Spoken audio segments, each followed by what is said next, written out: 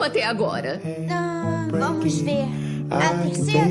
Não, a quarta vez. Não, é a quinta. Eles limparem a sala pra gente. Isso mesmo. Por que só nós somos sempre bonitas? Isso é tão injusto.